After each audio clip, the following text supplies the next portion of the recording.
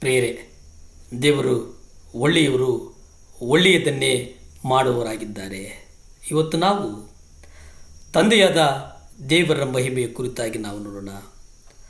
ಕರ್ತನ ಜೀವಿತ ಅವಧಿಯನ್ನು ನಾವು ನೋಡುವುದಾದರೆ, ಕರ್ತನು ತನ್ನ ಶಿಷ್ಯರಿಗೆ ಕಲಿಸಿದಂಥ ಪ್ರಾರ್ಥನೆಯಲ್ಲಿ ಮೊಟ್ಟ ಮೊದಲನೇ ವಿಜ್ಞಾಪನೆ ಏನಪ್ಪ ಅಂತಂದರೆ, ಆ ವಿಜ್ಞಾಪನೆಯಲ್ಲಿ ನಾವು ನಿನ್ನ ನಾಮವು ಪರಿಶುದ್ಧವೆಂದೆಣಿಸಲ್ಪಡಲಿ. ಇಡೀ ಸತ್ಯವೇದದಲ್ಲಿ ನಾವು ಧ್ಯಾನ ಮಾಡುವುದಾದರೆ, ಆ ಸತ್ಯವೇದದಲ್ಲಿ ನಾವು ಗಮನಿಸ್ತೇವೆ, ನಿನ್ನ ನಾಮ ಪರಿಶುದ್ಧವೆಂದೆಣಿಸಲ್ಪಡಲಿ ಎಂಬುದಾಗಿದೆ. ಇದೆಲ್ಲದಕ್ಕಿಂತ ಮುಗಿಲಾಗಿ ಕರ್ತನಾದ ಯೇಸು ಕ್ರಿಸ್ತನ ಹೃದಯದಲ್ಲಿ ಎಲ್ಲಕ್ಕೂ ಮಿಗಿಲಾಗಿ ನಾವು ಅಂಬಲ ಏನಪ್ಪ ಅಂತಂದರೆ, ತಂದೆಯೇ ನಿಮ್ಮ ಹೆಸರನ್ನು ಮಹಿಮೆ ಪಡಿಸಿಕೊಳ್ಳಿರಿ.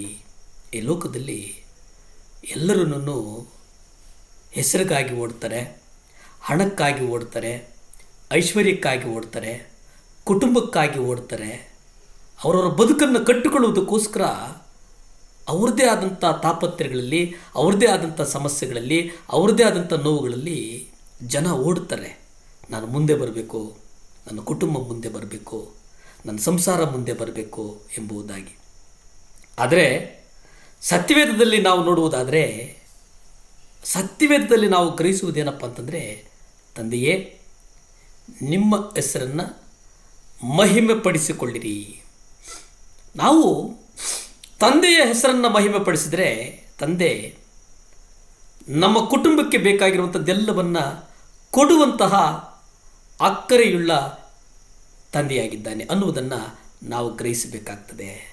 ಯೋಹಾನ 12ನೇ ಅಧ್ಯಾಯ 27-28 ನಾವು ಗ್ರಹಿಸುವುದಾದರೆ, ಈಗ ನನ್ನ ಪ್ರಾಣವು ತತ್ತರಿಸಿದೆ, ನಾನು ಏನು ಹೇಳಲಿ? ತಂದೆಯೇ ಈ ಗಳಿಗೆಯಿಂದ ನನ್ನನ್ನು ತಪ್ಪಿಸು. ಆದರೆ ಇದಕ್ಕಾಗಿಯೇ ನಾನು ಈ ಗಳಿಗೆಗೆ ಬಂದೆನು.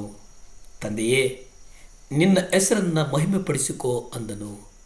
ಆಗ ನಾನು ಮಹಿಮೆಪಡಿಸಿದ್ದೇನೆ, ತಿರುಗಿ ಅದನ್ನು ಮಹಿಮೆಪಡಿಸನು ಎಂದು ಹೇಳುವ ಧ್ವನಿಯು ಪರಲೋಕದಿಂದ ಬಂತು. ಇಲ್ಲಿ ಗಮನಿಸ್ತೇವೆ, ಯೇಸುವಿನ ಜೀವಿತದ ಅವಧಿಯಲ್ಲಿ ನಿರ್ಣಯಿಸಿದಂಥ ಒಂದು ಆಕಾಂಕ್ಷೆ ಏನಪ್ಪ ಅಂತಂದರೆ, ಅದು ತಂದೆಯನ್ನು ಮಹಿಮೆ ಪಡಿಸುವುದಾಗಿತ್ತು. ತಂದೆಯನ್ನು ಮಹಿಮೆ ಪಡಿಸಿದರು. ಈ ಲೋಕದಲ್ಲಿ ನಾವು ಗಮನಿಸೋದಾದರೆ, ನಾವಿವತ್ತು ಆಸ್ಪತ್ರೆಯಲ್ಲಿಲ್ಲ, ಇನ್ನೆಲ್ಲೋ ಗೋರಿಯಲ್ಲಿಲ್ಲ, ಇನ್ನೆಲ್ಲೋ ಬೇಡವಾದ ಸ್ಥಳಗಳಲ್ಲಿ ದೇವರು ನಮ್ಮನ್ನಿಟ್ಟಿಲ್ಲ, ನಮ್ಮನ್ನು ಜೀವಂತವಾಗಿಟ್ಟಿದ್ದಾರೆ. ನಾವಿವತ್ತು ಜೀವಂತವಾಗಿಟ್ಟಿರೋದಕ್ಕೆ ಕಾರಣ ಏನಪ್ಪ ಅಂತಂದರೆ, ಕೇವಲ ಅದು ಯೇಸು ಕ್ರಿಸ್ತನು ನಮ್ಮ ಮೇಲೆ ಇಟ್ಟಿರತಕ್ಕಂಥ ಪ್ರೀತಿ ಏನಿದೆ, ಆ ಪ್ರೀತಿಗಾಗಿ ನಾವು ಮಣ್ಣಲ್ಲಿ ಮಣ್ಣಾಗಿಲ್ಲ. ಇಲ್ಲ ಅಂತಂದರೆ ನಾವು ಎಂದೋ ಮಣ್ಣಲ್ಲಿ ಮಣ್ಣಾಗ್ತಾ ಇದ್ವಿ. ಆದರೆ ನಮ್ಮ ಉಜ್ಜೀವನ ಏನಪ್ಪ ಆಗಬೇಕಂತಂದರೆ, ತಂದೆಯ ನಾಮವನ್ನು ಮಹಿಮೆ ಪಡಿಸುವುದು, ತಂದೆಯಾದಂಥ ದೇವರ ಮಹಿಮೆಯನ್ನು ಅನೇಕರಿಗೆ ಸಾರುವಂಥದ್ದು. ಯೇಸುವಿನ ಅತಿ ದೊಡ್ಡ ಆಕಾಂಕ್ಷೆ ಅದಾಗಿತ್ತು ಅನ್ನುವುದನ್ನು ನಾವು ಸತ್ಯವೇದದಲ್ಲಿ ನಾವು ಗ್ರಹಿಸ್ತೇವೆ. ಆತನು ಮಾಡಿದಂಥ ಪ್ರತಿಯೊಂದು ಕಾರ್ಯ ಇದೆಯಲ್ಲ, ಅದು ತಂದೆಯ ಮಹಿಮೆಗಾಗಿ ಆಗಿತ್ತು. ಆತನ ಜೀವನದಲ್ಲಿ ಪವಿತ್ರವಾದಂಥದ್ದು ಕೆಲಸಗಳೇನಪ್ಪ ಅಂತಂದರೆ, ಅದು ಕೇವಲ ಯೇಸು ಕ್ರಿಸ್ತ ತಂದೆಯನ್ನು ಗ್ರಹಿಸುವಂಥದ್ದು, ತಂದೆಯನ್ನು ಮಹಿಮೆ ಪಡಿಸುವಂಥದ್ದು ಆಗಿತ್ತು ಅನ್ನುವಂಥದ್ದನ್ನು ನಾವು ಗ್ರಹಿಸ್ತೇವೆ. ಪ್ರಾರ್ಥನೆ ಮಾಡಿಕೊಳ್ಳೋಣವೇ? ಭೂಮಿ ಆಕಾಶಗಳನ್ನು ಉಂಟು ಮಾಡಿದಂಥ ಸರ್ವಶಕ್ತನಾದಂಥ ದೇವರೇ, ಕೋಟ್ಯಾನುಕೋಟಿ ಸ್ತೋತ್ರ ಸ್ವಾಮಿ.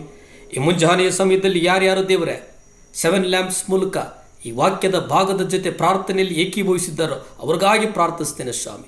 ಅವರ ನಡುನೆತ್ತಿಯಿಂದ ಕಾಲಿನ ಕಿರುಬೆರಳು ನಿಮ್ಮ ರಕ್ತ ಚೆಲ್ಲಲ್ಪಡಲಿ ದೇವರೇ, ಸಹಾಯ ಮಾಡು ಸ್ವಾಮಿ. ಅಪ್ಪ, ಯಾರ್ಯಾರು ಆಸ್ಪತ್ರೆಗಳಲ್ಲಿದ್ದಾರೋ ಯೇಸುವೆ ಅಪ್ಪ, ನಿಮ್ಮ ರಕ್ತದಿಂದ ಅವರು ಎದ್ದು ನಡೆಯಲಿ ಸ್ವಾಮಿ. ಯೇಸು ಕ್ರಿಸ್ತನ ರಕ್ತದಿಂದ ನಡೆಯಲ್ಪಡಲಿ ದೇವರೇ. ಸುಖ ಕೊಡಪ್ಪ, ಬಲ ಕೊಡು ಸ್ವಾಮಿ, ಆರೋಗ್ಯ ಕೊಡು ಸ್ವಾಮಿ.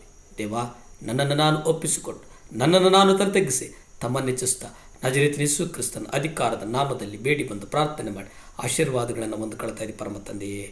ಆಮೇನ್ ಆಮೇನ್. ಹಲ್ಲೆಲೂಯ್ಯ. ದೇವರು ಒಳ್ಳೆಯವರು, ಒಳ್ಳೆಯದನ್ನೇ ಮಾಡುವವರಾಗಿದ್ದಾರೆ. ನಮಸ್ಕಾರ.